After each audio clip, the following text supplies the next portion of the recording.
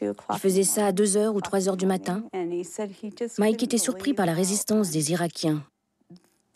Tous ces gens prêts à donner leur vie juste pour tuer un seul GI, prêts à tout pour avoir un seul soldat.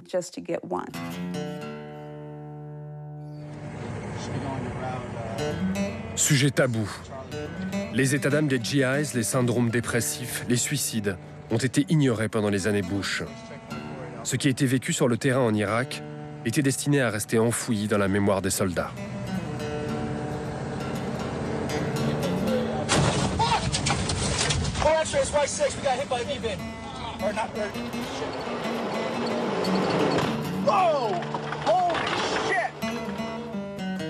En 2010, face à la vague de suicides, l'administration Obama a enfin décidé d'investir plus de 2,5 milliards de dollars dans les soins médicaux et psychologiques pour les soldats revenant d'Irak ou d'Afghanistan.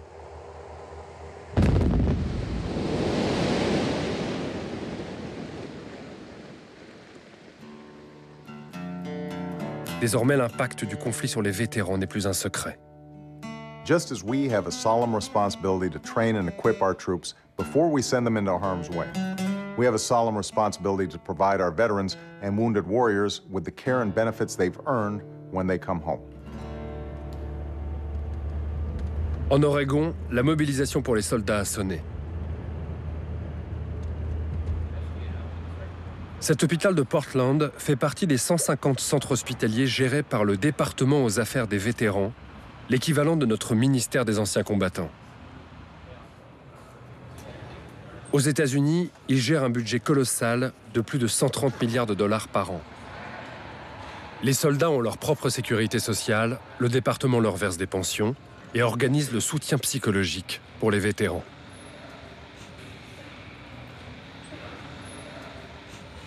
John travaille ici comme bénévole. Il a été déployé au printemps 2005 en Irak avec la 4e division d'infanterie. Son travail à l'hôpital s'inscrit dans une volonté du département d'impliquer les anciens d'Irak dans la prévention du suicide. John sait de quoi il parle quand il répond à des GIs traumatisés par leurs souvenirs de combat. Le 27 août 2006, un tout nouvel officier, un peu trop sûr de lui, s'est endormi dans son blindé et il n'a pas répondu à sa radio. On a alors été envoyés pour vérifier si tout allait bien. Une bombe faite pour détruire un tank de 72 tonnes a explosé à ce moment-là et a mis le feu au véhicule. Je suis le seul à m'en être sorti. J'ai perdu 5 camarades ce jour-là. J'ai été brûlé à 60%. Ma main droite a été amochée alors que je me protégeais le bas-ventre. Je suis aveugle droit. J'ai perdu mon bras gauche. À part ça, j'ai été retiré des flammes en relativement bon état par rapport à la puissance de l'explosion. John symbolise une génération américaine qui restera traumatisée par les guerres de l'après 11 septembre 2001. Aujourd'hui, à l'échelle nationale, les services d'écoute des vétérans reçoivent 10 000 appels par jour. Je suis vivant, le seul rescapé de mon groupe. Je serais vraiment un connard si je foutais tout ça en l'air, dans la dope, des cachets, ou en vivant reclus dans les montagnes. Peut-être que je peux tirer quelque chose de tout ça. C'est ce que je fais maintenant. Et il y a plein d'autres gars comme moi, des bénévoles, qui vont aider les autres. Il y en a plein. Je vais pas frimer.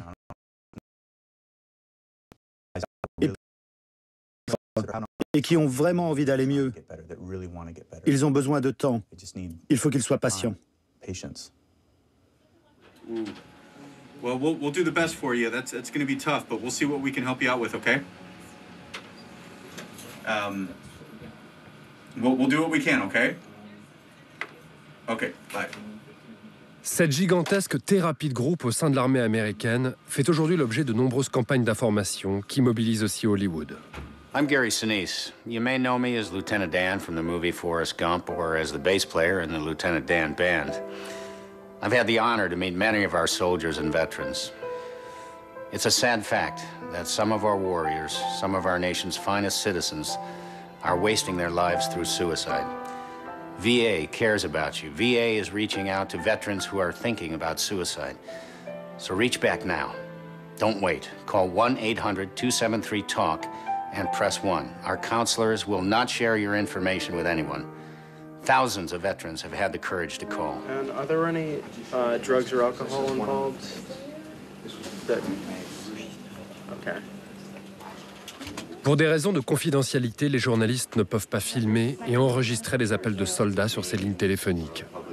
Dans ce centre de Portland, les responsables de ce programme d'écoute nous ont donc proposé une reconstitution d'un appel reçu récemment. Un appel comme des milliers d'autres, rejoué ici, mot pour mot. Vous pensez au suicide? Oui, oui. C'est exactement ça.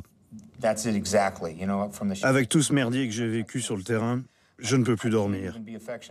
Je ne peux même plus être sympa avec ma femme. Elle pense que je ne l'aime plus. C'est pas parce que je l'aime plus, mais comment lui parler de tout ce que j'ai vécu? Vous avez préparé votre suicide? Ouais. J'ai un vieux Colt 45 juste là, il est sur la table. Je ne vois pas d'autre solution. C'est trop le bordel dans ma tête. Vous savez ce que c'est? Vous avez connu ça, vous aussi. Ce chiffre des 10 000 appels par an ne reflète qu'une partie de la réalité.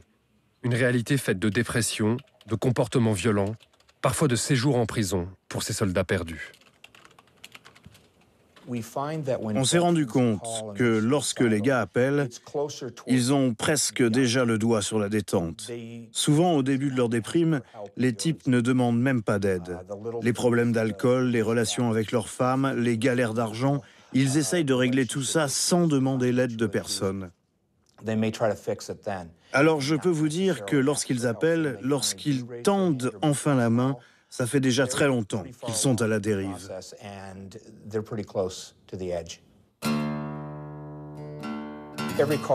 Chaque appel est différent.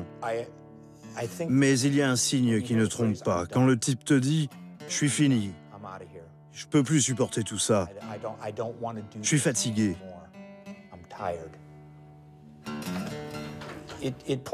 ça t'indique qu'il a lutté, et lutté longtemps. À ce moment-là, dans sa tête, il voit le suicide comme la seule solution pour en finir avec toutes ces souffrances.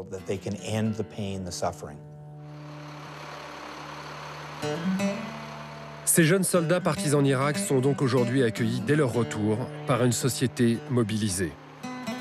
Officiellement, pour les soulager du cauchemar qu'ils ont vécu. Mais le gouvernement américain cajole aussi ces vétérans pour une autre raison. De retour chez eux, ces hommes sont parfois dangereux pour la société. Comme s'ils importaient la violence inhumaine du conflit jusque dans les rues de l'Amérique. Aux États-Unis, les faits divers impliquant des vétérans se multiplient.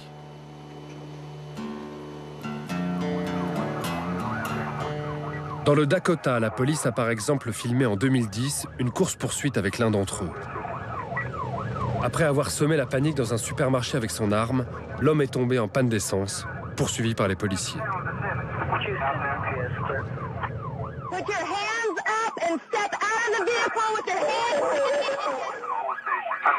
Après 2 heures de négociation, le vétéran finira neutralisé par un pistolet électrique.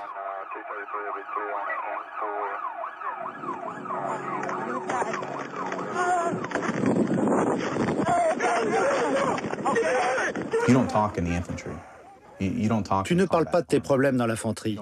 Tu ne te plains pas, tu ne pleures pas.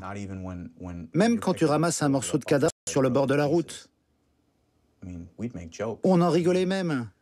On allait même jusqu'à manger un morceau et après on allait se coucher.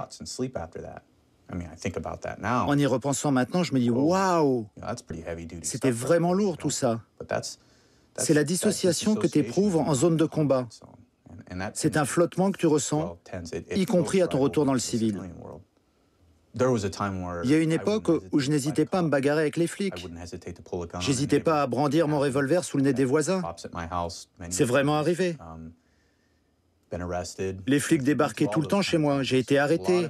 Je suis passé par tout ça. Pendant cette période, j'étais dans un état second. J'arrêtais ma voiture et je me baladais à pied au milieu de la circulation. Je défonçais des portes sans raison. C'était tout ou rien. J'étais absolument prêt à mourir à chaque instant. Investigators are continuing to look at yesterday's fatal shooting of an Iraq war veteran by an Albuquerque police detective. Dangereux pour eux-mêmes, dangereux aussi pour la société, ces soldats perdus finissent parfois abattus par la police, comme ce fut le cas en 2010 au Nouveau-Mexique. On parle alors de suicide by cop ou suicide par les flics, lors desquels ces soldats font tout pour être abattus par la police.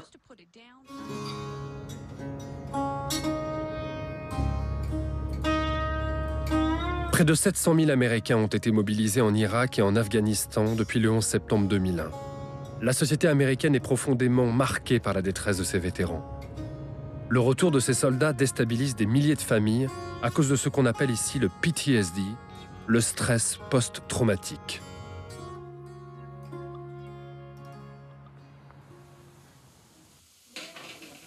Le stress post-traumatique, c'est ce dont souffre Mike Tingu.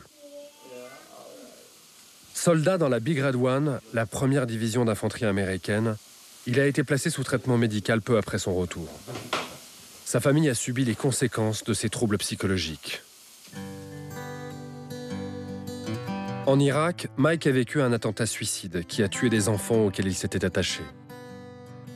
Il a dû ramasser lui-même leur corps déchiqueté. De retour, il a commencé à s'en prendre à son entourage. Je suis devenu un monstre. Je disais aux gens tout ce qui pouvait les blesser. Je n'avais aucun respect pour leurs sentiments. Et je voulais juste mourir. Et c'est la première fois que je dis ça. Assez rapidement, j'ai confondu rêves et réalité. J'ai commencé à voir des Irakiens se jeter sur moi avec des couteaux.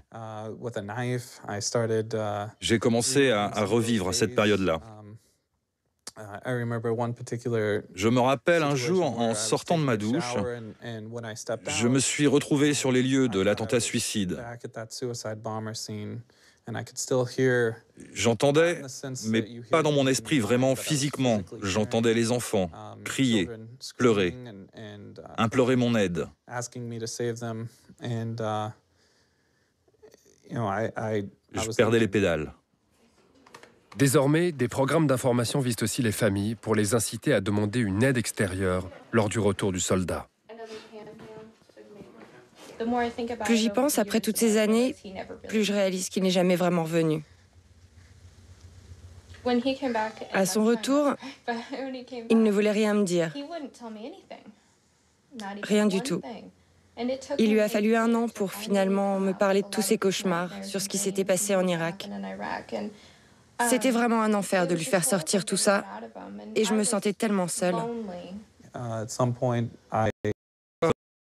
Je me suis aperçu que j'étais en train de frapper ma femme. Dans mon rêve, elle était un Irakien qui se précipitait sur moi. C'est vraiment ça le pire, car tu essaies de gérer ta dépression, ton angoisse, et il n'y a pas d'issue, même lorsque tu fermes les yeux. Tu es sans cesse confronté aux images du passé. Et ça m'a à moitié détruit. Cinéphile, Mike tente aujourd'hui d'oublier la réalité de la guerre en s'évadant dans la fiction, grâce au cinéma qu'il a racheté dans la petite ville d'Albany. Ce cinéma ne lui rapporte pas vraiment assez pour vivre, mais Mike n'arrive plus à se projeter dans l'environnement stressant du travail. 3 ans après son retour d'Irak, il suit toujours un traitement contre la dépression.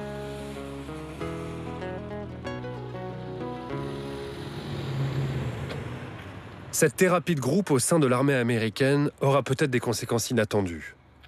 Aujourd'hui, on est arrivé à un étrange paradoxe. Comment former à la fois des combattants préparés aux horreurs de la guerre et en même temps les inciter à ne plus garder leurs états d'âme pour eux?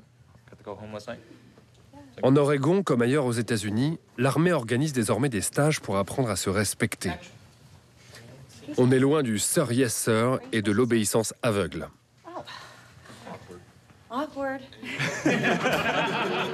Salut, tu connais la nouvelle? Non, quoi? J'ai réussi l'épreuve physique. Ouais, super. Hé, où tu vas? Apprendre aux officiers à mieux considérer les simples soldats est par exemple l'un des nouveaux enjeux dans les relations de commandement. Dans ces jeux de rôle, les méchants guerriers apprennent donc à devenir de bons camarades. Hé, j'ai eu ma promotion. Super. Ça tombe pile pour toi, je suis ravi. Ouais, je fais un pot pour fêter ça la semaine prochaine. Ça te dit de venir? Mais alors c'est toi qui offres? Bien sûr, c'est moi qui régale. Super. Ok, super. Hey, vous voyez la différence? Quand il l'a félicité, il a fait un pas vers lui. C'est avec ça qu'on construit une relation. C'est positif pour tout le monde. C'est le boulot qu'on doit faire entre nous.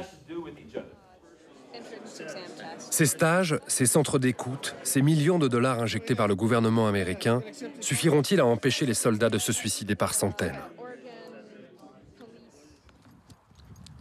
Jusqu'au plus haut niveau de l'armée américaine, des officiers prennent aujourd'hui la parole pour pointer du doigt ce qui est peut-être la vraie raison de cette grande déprime au sein des forces militaires. Le sens d'une guerre interminable que les soldats n'arrivent plus à comprendre eux-mêmes. Dans cette guerre permanente, quelle est la mission? Tout ce qu'on traverse en ce moment, ça pose au fond la question de la guerre contre le terrorisme en 2011. C'est une guerre qui a lieu chez nous comme à l'étranger. Finalement, il n'y a jamais de victoire parce qu'il y a toujours plus de terrorisme et ça, c'est vraiment le plus épuisant. Vous ne pouvez pas maintenir autant de soldats en opération, maintenir des déploiements aussi fréquents et ne pas voir les hommes craquer. Notre système ne fonctionne pas. Les citoyens américains doivent réaliser que tout ça a un coût. S'il vous plaît, gardez à l'esprit que si nous nous battons en Irak et en Afghanistan, c'est par la volonté du peuple américain. Ils ont voté et ils ont décidé qu'on devait y aller. Et il y a des conséquences à notre engagement.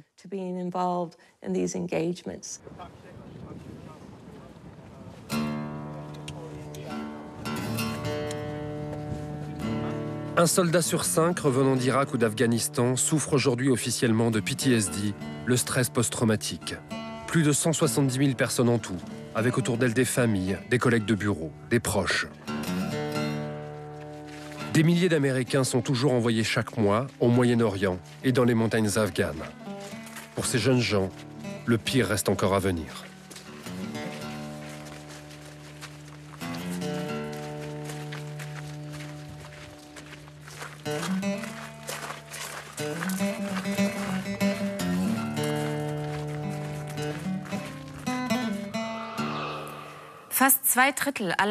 Près de 2/3 des Américains pensent que leurs soldats devraient se retirer d'Afghanistan et d'Irak et qu'il serait grand temps de reconstruire l'Amérique et pas le Moyen-Orient. Plus qu'une rubrique mensuelle, les crayons de Courrier International sont comme des archives des questions qui agitent le monde, vues à travers les yeux de grands caricaturistes. Voyez cette sélection, présentée comme toujours par Odile Conseil.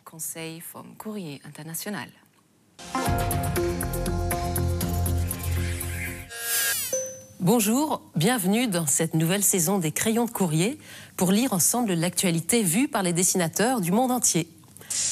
Notre homme du mois n'est pas cette fois une tête de Turc, mais plutôt une tête bien faite, une tête pas bête. Certains disent un génie. Il s'agit de Steve Jobs, le patron démissionnaire d'Apple. L'annonce de son départ a suscité de l'émoi chez les fans de la marque à la pomme et de nombreux dessins. En voici deux qui, ensemble, résument bien le mode de traitement que les dessinateurs ont appliqué au sujet. Chez le Philippin Francisco Mani, un Jobs très émacié, presque inquiétant, lance « I quit, je m'en vais » sur le modèle des produits maison, iPhone, iPad, iCloud, etc.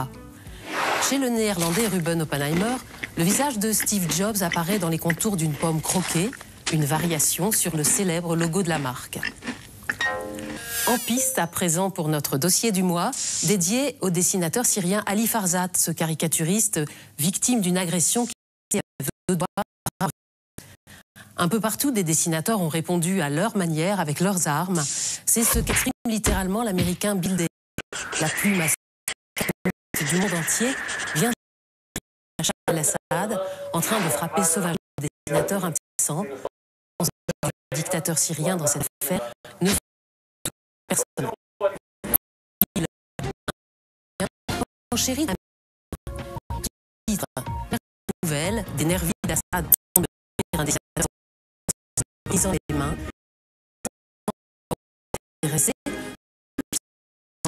qui révèle l'auteur du crime, Assad, bien sûr. Chez le traitement est un peu plus classique. Les protagonistes de l'affaire sont figurés symboliquement. Le régime syrien, c'est un énorme croque-nez qui écrase sans pitié le dessinateur. Celui-ci apparaît à travers ses outils de travail, la main, le stylo plume, la bouteille d'encre, qu'il s'agit d'écrabouiller. Symboles encore sous le crayon du Libanais Haddad, le pouvoir syrien y est incarné par un militaire dont la hache vient de trancher le doigt d'un dessinateur qui le désignait. Mais ce doigt, ou ce crayon accusateur, une fois tranché, est devenu un revolver, une arme finalement bien plus dangereuse. Solidarité avec Ali Farzad, dit la légende. Et pour clore ce dossier, voici un dessin qui offre une représentation relativement réaliste du dessinateur syrien dans son lit d'hôpital, mains bandées et visage tuméfié. Mais son auteur, l'Israélien Michel Kishka, un dessinateur à l'optimisme chevillé au crayon, n'a pas pu s'empêcher de mettre un sourire sur les lèvres d'Ali Farzad et de lui faire le V de la victoire. Ça fait mal quand je ris, mais quand je pense qu'Assad a peur d'un crayon, je ne peux pas m'en empêcher, lance-t-il bravache. Voici à présent le moment du décryptage, avec un regard chinois porté sur la crise financière en Europe et sur la désunion qui gagne le vieux continent. Luo Jie, qui dessine pour le China Daily, a choisi de représenter chaque pays par un cliché. L'Allemand en culotte de peau, le Britannique en garde royale, le Français en béret et maillot rayé, l'Espagnol en toréador, le Grec, enfin ce qu'il en reste, coiffé d'une couronne de laurier. Car s'ils sont tous dans le même bateau, certains sont en train de couler bien plus vite que d'autres.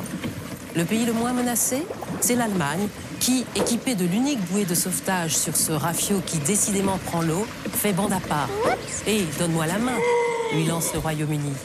Mais manifestement, il ne faut pas y compter. Notre coup de cœur, pour finir, c'est un dessin sur le mémorial de Martin Luther King récemment inauguré à Washington.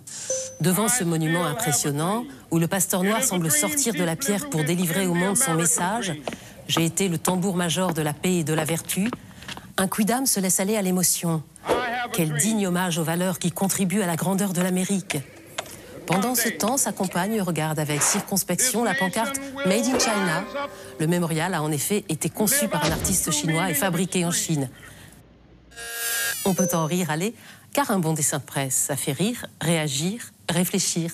À la prochaine. Ainsi s'achève cette émission. Au programme la semaine prochaine, un reportage sur l'Inde. C'était un simple paysan, mais il est devenu l'icône d'un peuple immense. Qui est Anna Hazare? Qui est cet homme qui, grâce à sa grève de la faim pour lutter contre la corruption, a mis le Parlement indien à genoux? Et pourquoi l'écrivain Arundhati Roy ne voit-elle pas en lui un nouveau Gandhi? Réponse la semaine prochaine. D'ici là, excellente soirée sur Arte.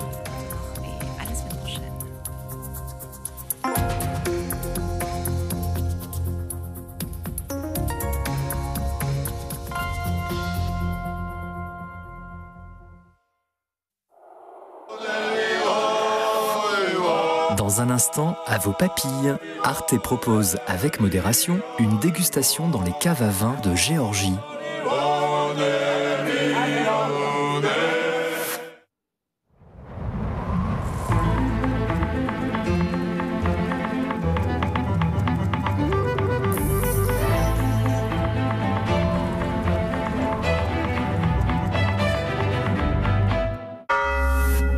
Lisbonne détruite au XVIIIe siècle.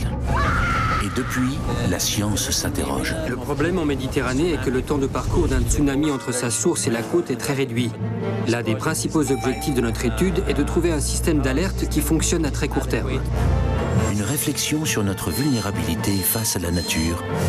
1755, la Terre tremble à Lisbonne. Ce soir, à 20h40 sur Arte. Ici, une détresse. Son seul espoir est de recevoir une greffe. Là, une autre. Pour nous, 5 000 $, c'est énorme. C'est pour rembourser les dettes que j'ai vendu un de mes reins. Maintenant, j'ai très mal et je regrette de l'avoir fait. Profitant de ces deux détresses, un trafic éhonté s'est mis en place. Le don d'organes est-il un marché? mardi à 20h40 sur Arte.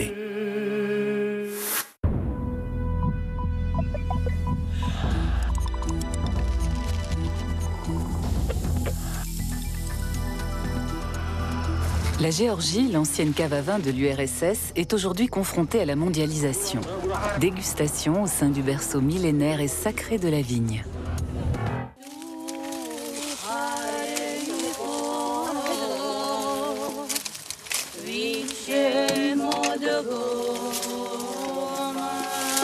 Ici, on ne demande pas comment vas-tu, mais plutôt comment va ta vigne.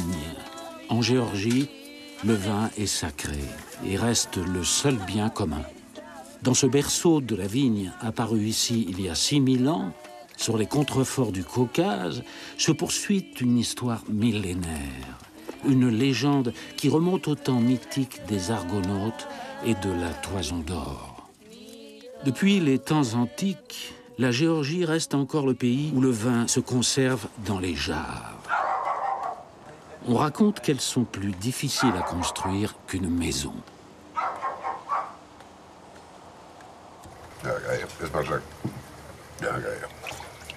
Cette histoire mythique tente de renaître dans un pays en pleine métamorphose qui a toujours survécu par et pour la vigne.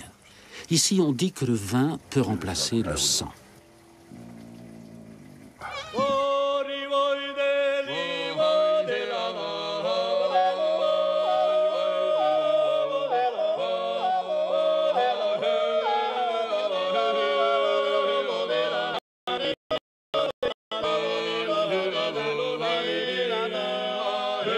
Aujourd'hui, la sauvegarde des savoir-faire traditionnels, la reconstitution des vignobles de Géorgie, qui abritent un patrimoine unique de 500 cépages, et la restauration des appellations d'origine vont de pair avec la destinée nationale.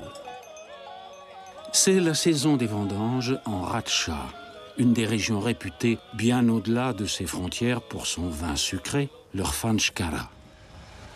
Dato Maïsouradze, vigneron et œnologue, arpente les collines de sa région natale pour rendre visite à ses amis viticulteurs et les aider à s'orienter dans un contexte économique difficile. Ça fait longtemps que je t'ai pas vu, Kotia. Comment vas-tu? Ça va. Comment était ta récolte cette année? C'était pas terrible parce qu'il a fait froid. C'est clair que le raisin a eu des problèmes. Les grappes ne sont pas pleines.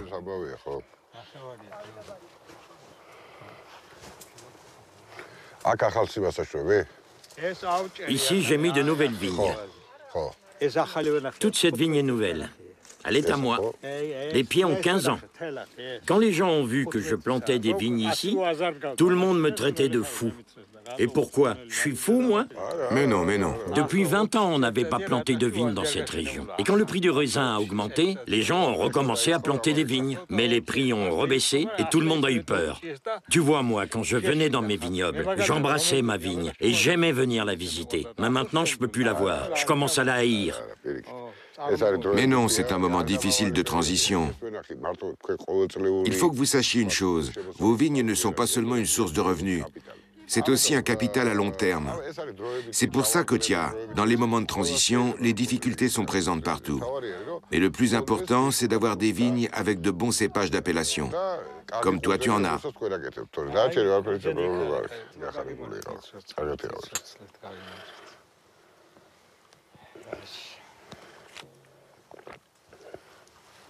Dato, chez nous en Ratcha, la moitié des cépages n'a pas d'appellation. J'ai dit au ministre, qu'est-ce qu'on va faire maintenant avec ce raisin qu'on vendait aux caves à l'époque soviétique? Et dans notre région, on mettait en bouteille énormément de marques différentes.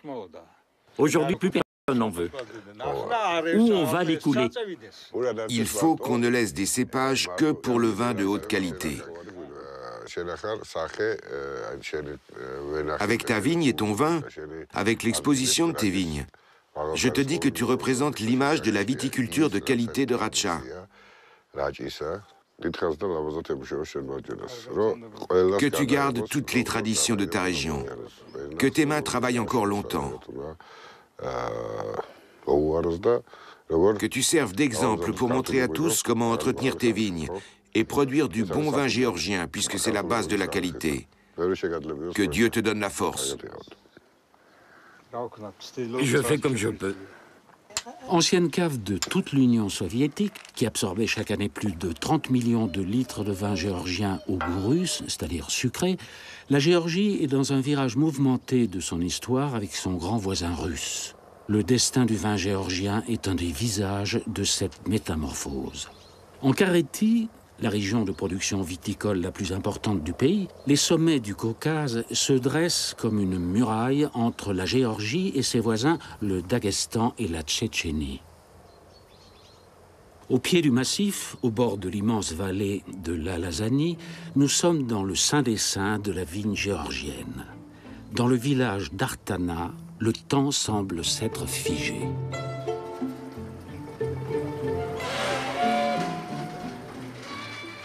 Malgré ses 84 ans, Andro Papa est toujours vaillant. Il est resté le gardien respecté des traditions viticoles de son village. Aujourd'hui, il est invité par Patti, sa voisine, pour célébrer, comme chaque année, la période cruciale des récoltes. Et comme la tradition l'oblige, recevoir quelqu'un chez soi, c'est d'abord partager son vin avec lui.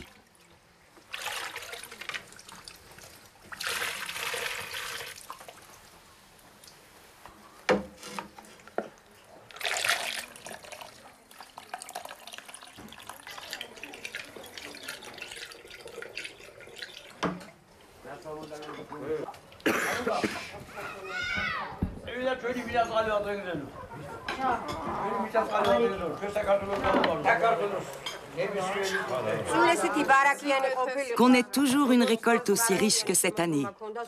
Qu'on se réunisse souvent pour fêter l'automne ensemble, dans la bonne santé. Très bien, Patti.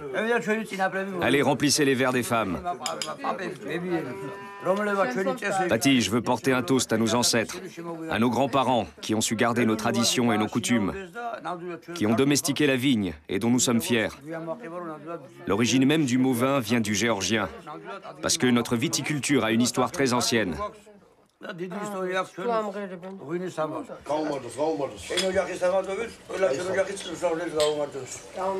Quand le peuple sera content avec sa récolte, le pays s'enrichira aussi.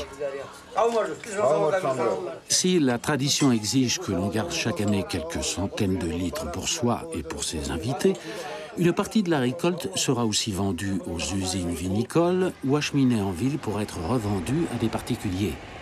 Et comme tous les viticulteurs ne manquent jamais de le rappeler, comment imaginer un homme géorgien sans la vigne et sans le vin? À Tbilissi, la capitale, certains marchés sont uniquement destinés au commerce du raisin. Ici, arrivent au fur et à mesure des vendanges la production de toutes les régions de Géorgie, car même en ville, on vinifie soi-même. Le saperavi n'est pas noir, c'est un vin rouge foncé, mais pas noir. Regarde. C'est la peau qui donne la couleur.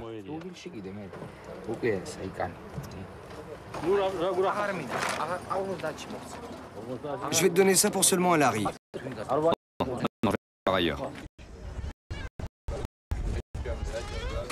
Depuis 2 ans, les prix du marché sont très incertains après que la Russie a imposé un embargo sur les vins géorgiens en représailles à l'émancipation du nouveau pouvoir issu de la Révolution des Roses. En septembre 2006, le gouvernement réunit les officiels et les célébrités. Sur un pressoir géant, on inaugure dans une fête populaire la résistance officielle à ce coup porté au symbole même de l'identité géorgienne. La survie du jeune État indépendant et la reconstitution de son unité territoriale sont au cœur des tensions avec Moscou. C'est que la Géorgie cherche par tous les moyens à s'émanciper de la sphère d'influence russe et réclame son adhésion à l'OTAN. Lié à des enjeux politiques, économiques et identitaires, l'embargo est un épisode de plus dans la partie d'échecs qui se joue au Caucase. Il faut dire que, soutenue par les États-Unis, la Géorgie est traversée par les routes stratégiques et tant convoitées du pétrole et du gaz de la mer Caspienne. C'est mon avis personnel, mais je pense que l'embargo, c'est le sauvetage de la viticulture géorgienne. Et je l'ai toujours dit, même depuis la déclaration de l'indépendance de la Géorgie. Parce que depuis le début, la Russie a plutôt détruit que développé ce domaine. De toute façon, il y avait la même tendance à l'époque communiste. En Russie, on pouvait tout leur vendre. Ils pouvaient boire n'importe quoi.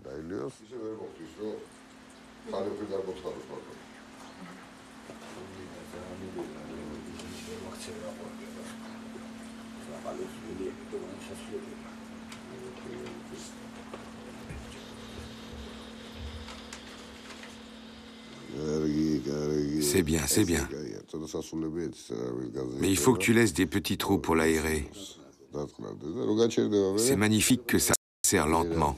Il faut décanter rapidement avant que ça devienne amer. Une fois la fermentation terminée, tu enlèves bien tout le mou. Sinon, ça devient trop amer.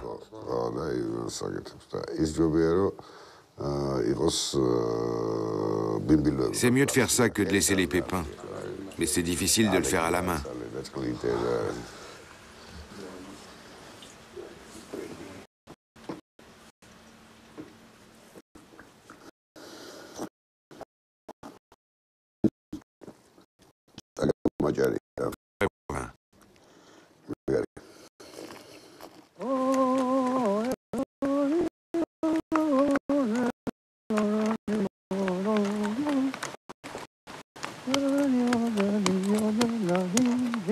À la chute de l'URSS, comme chaque paysan, Andropapa, l'ancien directeur du kolkhoz, a reçu un demi-hectare de terre perdu au milieu des immenses vignobles collectivisés de l'époque communiste. Andropapa se perd parfois pour s'y rendre, car dans la plaine de l'Alazani, les champs sont très éloignés du village.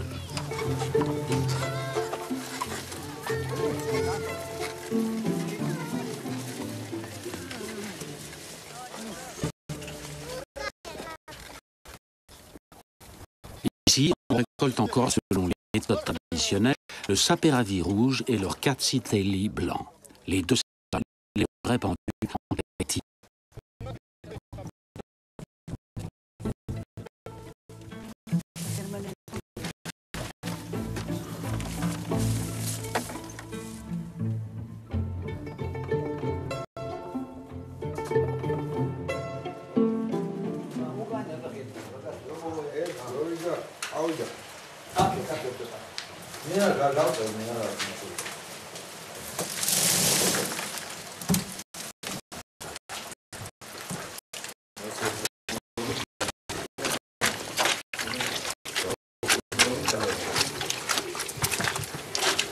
Ici, on dit que le vin n'est pas orphelin, il doit rester avec sa mère.